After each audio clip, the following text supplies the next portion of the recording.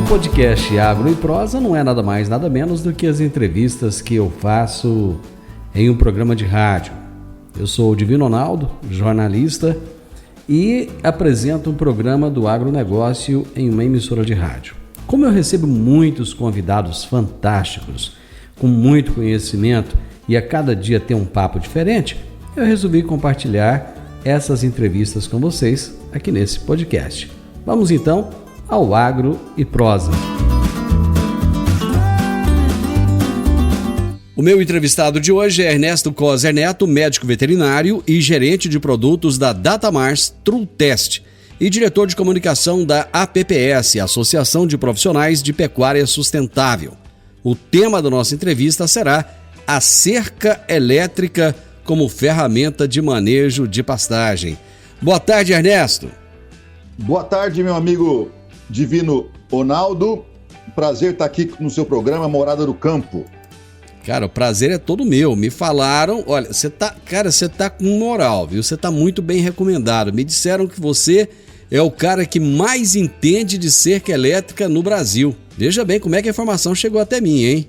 Rapaz, eu na verdade trabalho com uma empresa que é pioneira nisso. É uma empresa que tem 80 anos de história, atua em 130 países do mundo. Então, na verdade, não é o Ernesto, né? É a bagagem que essa empresa traz. Mas é um assunto interessante, instigante. É um assunto que, para nós aqui no programa, de certa forma, é até um pouco diferente, porque nós não tratamos dele ainda. Eu tenho certeza que vai ser um grande bate-papo. Como é que começou a sua história, Ernesto, com as cercas elétricas? Então, Divino, eu sou veterinário. Na verdade, eu falo que eu sou vendeterinário. Né, que eu vou fazer agora, vou fazer 25 anos de formado, mas a vida inteira eu trabalhei na indústria de insumos agropecuários, desde recém-formado. E aí, há 8, 9 anos atrás, eu recebi um convite para ir trabalhar nessa empresa, que é uma empresa da Nova Zelândia, que trabalhava com cerca elétricas, balanças eletrônicos, que é a Trutest. E aí eu fui contratado, cheguei lá, rapaz, e me dei conta que eu não sabia Eu tinha uma experiência no varejo, né? Eu já tinha sido gerente de várias empresas no Brasil, mas cheguei lá, me dei conta que eu não sabia nada de cerca elétrica. Mas o que te levou a perceber isso? Porque eu não sabia para que servia um isolador de canto, que é um isoladorzinho lá que você põe para impedir que o choque passe para o poste da cerca. E andando em fazendas, ou seja, eu vou fazer 25 anos de formado, eu tinha 16 anos de formado, andando em fazenda todo dia, e eu nunca tinha olhado para a cerca elétrica, entendendo ela como uma tecnologia. Eu achava que aquilo ali era um assunto que eu não precisava saber. E aí me pego numa empresa líder mundial nisso, e eu me dei conta que eu não sabia zero. E rapidamente eu me dei conta que ninguém sabia nada, porque isso não é ensinado nas universidades.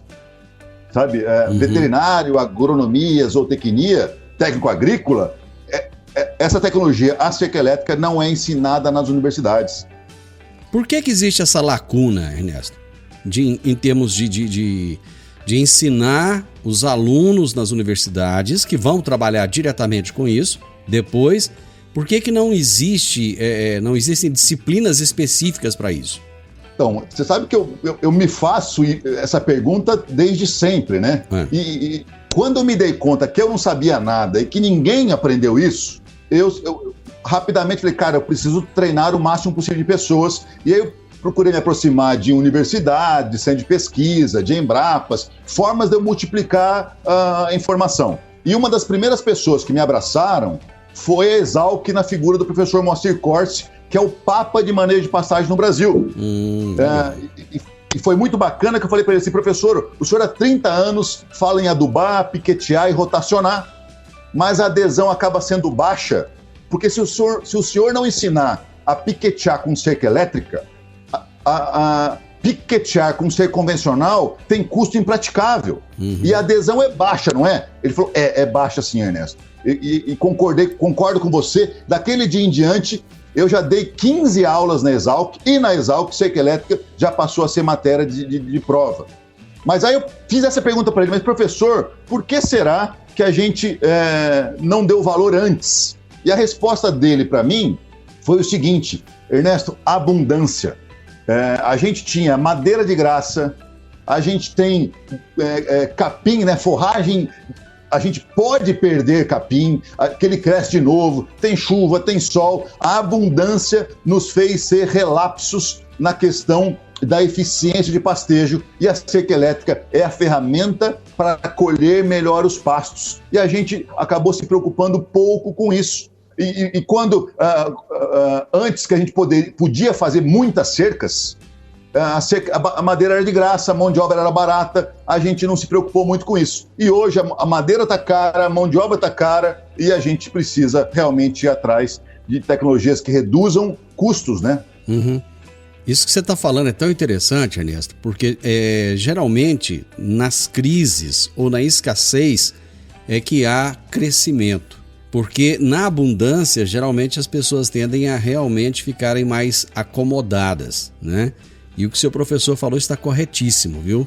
Mas hoje em dia, outros profissionais têm buscado conhecimento nessa área? Você que tem viajado o Brasil, agora não porque está na época de pandemia, mas você que tem feito esse grande trabalho pelo Brasil, o que você sente dos profissionais em relação a quererem aprender mais a respeito de cerca elétrica?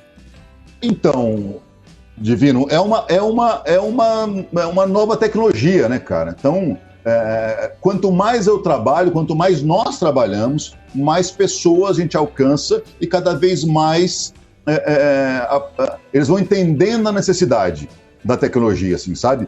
Mas é novidade. E para piorar, não é somente novidade. Muita gente tentou usar de forma errada, com equipamentos errados, e não funcionou. Então, meu trabalho não é somente levar a tecnologia, é quebrar o preconceito que foi ocasionado pelos muitos casos de insucesso. Mas então, é um pouco mais complexo ainda. Quando você fala que é uma tecnologia nova, quando foi que surgiu a cerca elétrica e como surgiu? Então, primeiro ela surgiu na Nova Zelândia, na década de 30, e a minha empresa, a Speedrite, que é a marca de cerca elétrica, a principal marca de cerca elétrica nossa, é a Speedrite, nasceu lá na década de 30 na Nova Zelândia. Uhum. E a Nova Zelândia, gente, assim, eu acabo sempre usando a Nova Zelândia como referência e sempre as pessoas querem me bater. Para de comparar com os outros, Ernesto. Não dá para comparar a gente com esse pessoal aí de primeiro mundo. Divino, a Nova Zelândia é um país de adversidades. Lá eles têm neve, lá eles têm seca, lá eles só tem morro, morro. Muito pouco a área do país é agricultável, e em função disso tem pouca agricultura, e em função disso não dá para dar ração para animal, porque a pouca agricultura que tem lá, eles dão para gente comer e não para gado comer. Uhum.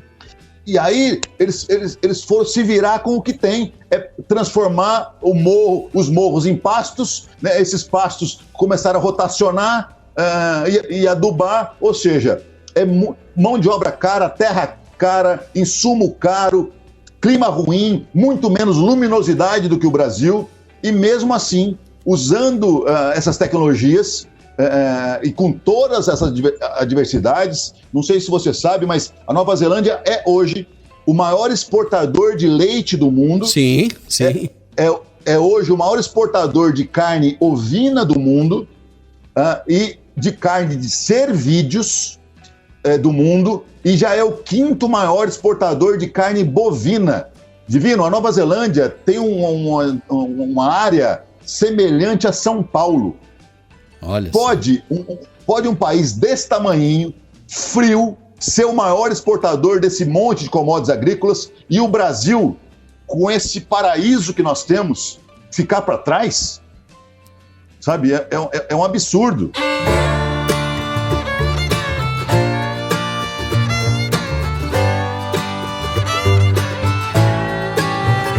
O Ernesto, você falava antes do intervalo a respeito da abundância e eu falava, e eu cheguei a citar a escassez, né? Só pegando um gancho daquilo que você falava, alguns dos países africanos têm os melhores atletas em maratonas justamente pela escassez. As pessoas têm escassez de tudo, então eles não têm muita opção, eles vão correr e se tornam grandes maratonistas. Então, às vezes, no momento de dificuldade é que a gente cresce. O Brasil, com tudo isso que tem, muitas vezes falta exatamente esse querer, esse ir atrás, né? E você falava da Nova Zelândia. Então, a Nova Zelândia hoje está, eu poderia dizer, seria correto eu afirmar que ela está muito à frente do Brasil em termos de eficiência no uso de pastagem? Corretíssimo. Assim, e o Brasil, vou melhorando o raciocínio. América do Norte, Divino, é referência mundial em sistemas confinados. Só que ela é boa de sistemas confinados porque ela tem muito grão e pouquíssimo pasto. A Nova Zelândia é boa de pasto porque praticamente não tem grão. E aí eles viraram referência em sistemas de pastejo. O Brasil, meu amigo, pode e deve ser bom nos dois. Só que na pecuária, você acha no Brasil fazendas de pecuária leiteira ou de corte com sistemas confinados tão bons ou melhores que Estados Unidos e Canadá. Só que eu ando o Brasil inteiro, eu conto nos dedos as fazendas no Brasil que têm a mesma eficiência de pastejo encontrada na Nova Zelândia. Então, imagina se a gente fica fera nos dois. Ninguém segura a gente. Ernesto, não falta virar um pouco os olhos para a pecuária, da mesma forma que... Porque o produtor rural, a agricultura, ele teve a necessidade de correr atrás, de se tornar eficiente. A agricultura, enquanto se vivia muito em função de proagro, muito em função das deficiências, a agricultura brasileira ela era horrível.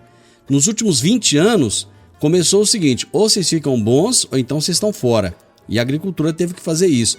A pecuária, ela ainda a impressão que dá é que ela é muito de subsistência ainda. Lógico que nós temos grandes produtores, temos top de linha, mas tem uma multidão de gente aí que ainda está, parece que meio naquele sistema de 50, 70, 80, 100 anos atrás. Eu até perguntei numa entrevista recente a respeito da sucessão na pecuária. E até a resposta que eu tive foi interessante. A minha entrevistada disse: olha, na maioria das fazendas que eu ando, os filhos não querem muito seguir o exemplo dos pais. E geralmente as novas gerações é que inovam. Será que está faltando isso? Olha, na verdade, o meu sentimento é que quanto à sucessão, eu acho que a terra está caminhando bem, porque a pecuária e a agricultura está ficando tecnificada, está ficando digitalizada, que isso está atraindo o jovem. Mas no meu caso, cara, o nosso desafio é maior ainda. Como eu disse para você, centros de pesquisa, universidades não dominam essa tecnologia. Então, eu estou longe sequer do produtor e estou longe do sucessor. Eu estou primeiro me aproximando do consultor, do pesquisador, para que ele domine essa tecnologia, para depois passar para a fazenda. Então, entendi. Eu estou num passo antes ainda. Entendi. O excesso de pastagem, então, faz com que o produtor muitas vezes não tenha aquela preocupação. Tem comida ali quase de graça, então eu não vou ter essa preocupação em melhorar, em aperfeiçoar. É mais ou menos isso? Exato, assim, a gente tem que falar de eficiência de pastejo. Né? O que é a eficiência de pastejo? É eu colher o capim na hora correta, como qualquer lavoura, tem seu momento correto de ser colhido. Tem bastante gente já tratando o pasto como lavoura na hora de formar, certo. Sabe? Só que esse cara não tem uma estratégia de colheita definida. A Nova Zelândia não pode perder o timing de colher o capim na altura certa, no momento certo. Porque quando esse animal colhe o capim na altura certa, a forragem na altura certa, é o ponto de melhor valor nutritivo do alimento, onde ele consegue ter melhor eficiência. Então, como é que eu consigo isso? Subdividindo essas áreas e botando o animal para comer aonde eu quero. Eu tenho uma frase que está ficando famosa aí, fala assim, se na sua fazenda tem pasto rapado ou pasto passado, né, quem está mandando na fazenda é o gado e não você. E a forma de você gerenciar isso é com a cerca elétrica. Porque você piquetear sua fazenda com cercas convencionais tem custo hoje impraticável. O que é uma cerca convencional? Poste a cada 4, 5 metros e 5 fios. Isso está ficando Divino, na casa dos seus R$10.000 por quilômetro. Por quilômetro? Por quilômetro. E com a cerca elétrica, onde a gente reduz estrutura, né? Diminui o número de postes, diminui o número de fios, porque quem segura o animal é o choque, não a estrutura. Uma vez que eu entendo quem segura o animal é o choque, não a estrutura, eu posso fazer cercas muito mais leves. Eu chego a gastar R$1.500 por quilômetro. Olha só, mas o custo é muito diferente, Ernesto.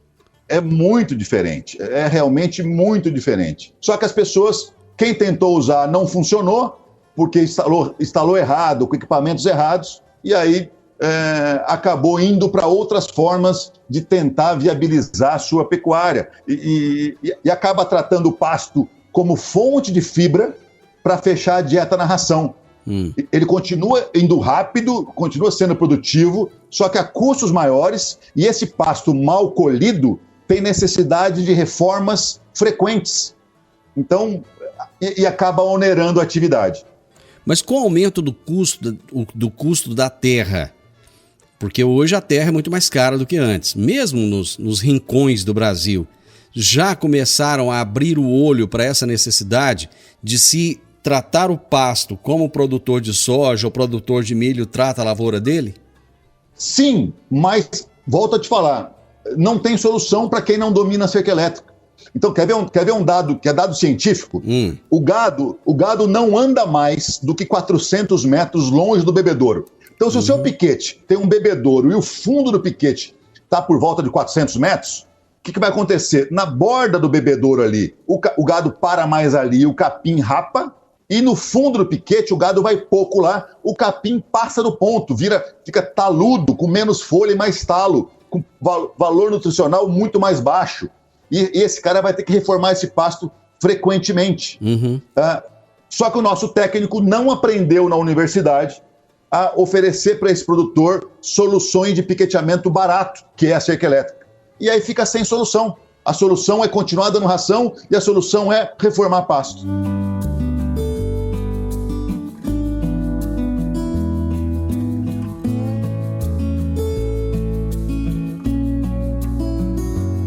Uma dúvida que eu fiquei aqui, Ernesto, é o seguinte: o ajuste da carga animal, ele deve ser feito via área ou lotação? Excelente pergunta, Divino. Assim, eu tenho provocado essa pergunta aí para a academia brasileira, porque assim, o que é ajuste de carga? É eu colocar o tanto de animais nessa área que combine com o tanto de comida que eu tenho lá. Então isso é ajuste de carga. No Brasil, por não dominarem a cerca elétrica, só nos resta ajuste de carga por lotação. Ou seja, se começou a faltar capim, eu vou tirando gado. Se sobrou capim, eu vou colocando mais gado, para ajustar o tanto de comida que eu tenho para o tanto de animais que eu tenho. Só que isso é complexo. Primeiro, comportamental. Sempre que eu mexo nesses arranjos, porque tem a tal da hierarquia do lote, então sempre o dominante briga e vira um estresse só lá dentro, e aí eu vou ter que tirar animal, tá na hora de comprar, tá na hora de vender. Eu aceito que parte do rebanho vai ficar no pastejo contínuo e parte do rebanho vai ficar aqui no filé, comendo no pastejo rotacionado. Então, assim, tem toda uma complexidade que é ajuste de carga via lotação. A Nova Zelândia usa ajuste de carga via área, porque como ele domina a cerca elétrica e faz uma cerca elétrica leve, barata, móvel, ele começou a faltar comida, ele aumenta o tamanho do piquete para o mesmo número de cabeças. Certo. Sobrou comida, ele faz um piquete menor. E aí ele gerencia melhor o recurso. Na maioria dos casos acaba até sobrando capim, e aí ele guarda esse capim ou na forma de silo ou na forma de feno. Pois é, mas esse gado, ele vai respeitar essa cerca elétrica, Ernesto? Bacana, assim. Como é que funciona o choque, Divino? O animal toca no fio do choque da cerca. O choque desce pelo corpo dele até o solo e pelo solo corre até o aterramento da cerca. O aterramento que eu fiz do eletrificador. No momento que o choque bateu lá no aterramento, é quando esse animal sente o choque. Certo. E aí eu tenho que ter um eletrificador muito bem dimensionado para que esse animal tenha o choque mesmo. Precisamos ter no mínimo 4.000 volts. Se não tem 4.000 volts, o animal nem sente o choque. E Se eu estou em solos arenosos ou que secam, que tem uma seca há mais de 60, 90 dias do ano, esse solo deixa de ser condutivo e o choque não corre pelo solo até o aterramento. Eu brinco assim que o boi vira passarinho. Passarinho senta em 30 mil volts e não toma choque porque ele não está tocando em nada aterrado. Então, o boi na seca ou no solo arenoso é passarinho. O que eu tenho que fazer então? Eu tenho que pegar um fio da cerca, transformar ele em negativo. Eu não uso isoladores, ligo esse fio lá no aterramento do eletrificador e faço mais aterramentos auxiliares ao longo da cerca. Então esse fio negativo passa a fazer o papel de um chão molhado. Quando esse animal toca no fio no fio do choque e nesse fio negativo, ele descarrega o choque, sente o choque e passa a respeitar a cerca. Então, e aí é a vantagem, uma vez que eu tenho um choque eficiente, eu posso aumentar as distâncias entre postes. Eu tenho fazendas, desde que o relevo seja plano, com até 50 metros, Divino, 50 de um poste metros? para o outro. Imagina o quão barato fica uma cerca dessa. E esses postes, eles têm que ser de madeira ou não? Então, na verdade, o poste para nós, ele não é cerca. Ele é suporte de arame. Ele está ali para manter o arame na altura correspondente ao animal que eu estou querendo conter lá dentro. E o que seria esse suporte? Pode ser madeira, vareta plástica, vareta de fibra, poste de vergalhão de construção, qualquer modelo, desde que esse fio do choque esteja encostando no isolador. Peraí, mas esse vergalhão de construção, ele não vai correr ali, a corrente elétrica não vai passar por ele não vai ficar eletrificado? Não. Sempre no fio do choque, a gente usa isoladores plásticos. Tá. Esse fio vai estar sendo suportado por um isolador plástico, que é quem impede que o choque passe para o poste. Entendi. Quais são os principais erros no uso da cerca elétrica? Então, o primeiro é quanto ao dimensionamento. Infelizmente, no Brasil, Divino, não existe uma padronização sobre a potência dos eletrificadores. A cerca elétrica é muito parecida com o sistema hidráulico. A bomba d'água empurra a água no tubo, o eletrificador empurra o choque no arame. Quanto mais HP minha bomba d'água tem, mais vazão. A unidade de potência do choque não é HP, chama joule, mas pensa no joule assim como a gente pensa em HP, força para empurrar algo. Certo. Então, eu preciso de um eletrificador com bastante HP, né? Na verdade é bastante joule, para que mantenha boas voltagens na minha cerca, no mínimo 4.000 volts. O grande erro primeiro, não instalou corretamente, essa questão de isolador, na questão de aterramento, mas o dimensionamento, o tamanho da máquina também é muito errado, porque não existe padronização das informações sobre potência. É como você comprar uma bomba d'água, um engenheiro hidráulico mandar você comprar uma bomba de 2 HP, você vai lá e compra, e quando você chega na fazenda, você descobre que ela, na verdade, não tem 2 HP. Sabe? Usaram uma outra métrica que não é aquela de HP que todo mundo estava acostumado a usar, e aí a água não chega onde você quer. Peraí, então complicou um pouco aqui na minha cabeça. Deixa eu só entender aqui. Eu sempre gosto de deixar a coisa bem didática para todo mundo entender. Não existe, então, uma padronização nisso? Não. É exatamente isso. Te mandam comprar uma bomba de 2 HP, você vai lá e compra, chega em casa, ela tem o desempenho de uma bomba de 0,2. Meu Deus do céu. E aí? E aí, de cada 10 produtores que você conhece, 9,5 tiveram casos de insucesso com a cerca elétrica. Mas então ninguém vai querer esse negócio, baseado no que você está dizendo, né? Porque se ele confia numa informação que está ali na caixa do produto, no manual do produto, e essa informação não bate com aquilo que é a necessidade dele, ele vai acabar acreditando, vai acabar entrando dentro do ciclo que você falou aí. O cara comprou, usou, achou que aquilo não dá certo, não funciona. Quer ver uma outra grande loucura, incoerência? Se vende aparelho de choque no Brasil por quilômetro. O aparelho de choque é um motorzinho. Motor nenhum você garante alcance sem conhecer todas as variáveis. Imagina você chegando numa loja de hidráulico novamente. Eu tô com 2 km de tubo, que bomba que eu compro? O balconista vai rir. Ele vai falar assim, meu amigo, o comprimento da sua tubulação é a menor das informações. Sua tubulação está subindo, está descendo. É grossa ou fina? Tem muito canto, curva, redutor, furo? No caso do choque, o cara me pergunta: Ernesto, esse liquidificador é para quantos quilômetros? Eu pergunto pro cara assim: o arame é fino ou o arame é grosso? Porque grosso é bom, fino é ruim. É galvanizado ou enferrujado? Galvanizado é bom e enferrujado é ruim. Tem pouca emenda ou muita emenda? Tem capim tocando arame ou não tem? É bem isolado ou não é bem isolado? Então, olha a loucura que é no Brasil, aonde se vende um motor garantindo alcance sem dominar as variáveis. O que me explica aí rapidamente, o que o capim tem a ver de estar encostando ou não? O capim, cara, é um furinho. É um material não isolado tocando no seu fio e o choque vai vazar por ali. Entendi. Entendeu? Uma outra dúvida que eu tenho é a respeito do custo de manutenção dessas cercas elétricas, porque você colocou que você pode trabalhar com uma distância grande entre os eu não sei se eu posso dizer postes, já que você falou que não é... Sim. É poste. É que não tem que ser de madeira, mas enfim, o custo de manutenção disso é alto ou é baixo? Então, quando as pessoas pensam em manutenção, a primeira coisa que pensam tem que ficar fazendo acero, limpando a cerca. Não. O capim rouba o choque? Sim. A vegetação rouba choque? Sim. Só que é tudo uma questão de carga e potência. Imagina uma tubulação cheia de furinho. E você está com uma bomba d'água pequena e a água não está chegando lá onde você queria, do jeito que você queria. Você tira essa bomba pequena e põe uma bomba grande. Você continua tendo as perdas, só que você compensa essas perdas com mais potência. Entendi. A Nova Zelândia, que paga $20 por hora para um funcionário, não tem esse funcionário para ficar limpando a cerca. O que eles fizeram? Aumentaram o tamanho da bomba. Então, mesmo tendo perdas, a bombinha de choque deles compensa e o choque chega acima de 4.000 volts lá no ponto extremo. Entendeu? Entendi. Mas, falando em choque, hoje se fala muito no bem-estar animal. O choque, ele pode ser visto como uma forma de maltratar esse animal?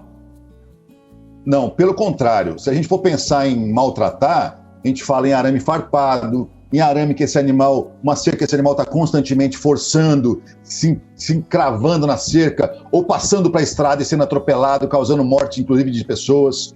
Os nossos certificadores, Divino, são vendidos em 130 países do mundo. A gente passa por certificações de qualidade e segurança rigorosíssimos. Os nossos certificadores têm voltagens que não ultrapassam a 12.000 volts, tá? Então é muito seguro. Outra coisa perigosa é a amperagem, né? A tomada de casa é 110, 220 volts, só que ela chega a dar 20 ampere. E quem mata é a amperagem. Os nossos certificadores têm amperagens de 0,01 ampere. É muito, muito seguro. Pessoa com marca-passo pode tomar um choque com nossos equipamentos que não tem problema nenhum. Essa informação acho que é relevante, é muito, muito bacana mesmo. É engraçado, porque parece que a gente começou a conversar agora e já estamos no final da nossa entrevista, né? Mas só uma última pergunta para a gente finalizar aqui. É possível conter qualquer animal com uma cerca elétrica? Sim, Divino. Nós temos trabalho no Brasil, inclusive, com onças. Eu fui chamado para um caso de uma fazenda no Pantanal, 14.000 vacas vinha perdendo 1.000 bezerros por ano para onça. E aí eu fui lá e ensinei essa história de positivo e negativo, que para animais de casco pequeno, de pata pequena, tem que usar um identificador mais potente. E esse pessoal de ONGs, de proteção de animais, foram estudando as melhores alturas e voltagens para esses animais. Hoje, com o apoio do Instituto Homem Pantaneiro, da Pantera Foundation, da Onças do Pantanal, Onças do Iguaçu, a gente garante que até onça a gente segura. Porcos, javali, queixada, a gente tem hoje aval dessas entidades referendando nossas soluções. Cara, que bacana, que bacana. Infelizmente nós chegamos ao final, vou ter que trazer você aqui de novo, não vai ter jeito não, tá? Estou à disposição. Ernesto, muito obrigado. Eu tenho certeza que você trouxe uma luz nesse tema, esclareceu uma série de coisas. Eu agradeço imensamente a sua disponibilidade em estar conosco aqui no programa. Muito obrigado. Eu que agradeço. E eu tenho podem entrar no site da empresa, datamars.com.br. Eu tenho um Instagram também, Ernesto Kozer, @Ernesto Kozer. O Kozer é com S, né? Muito obrigado. O Kozer é com S. Com S. Você ouviu Agro e Prosa, um bate-papo gostoso sobre assuntos interessantes do agronegócio.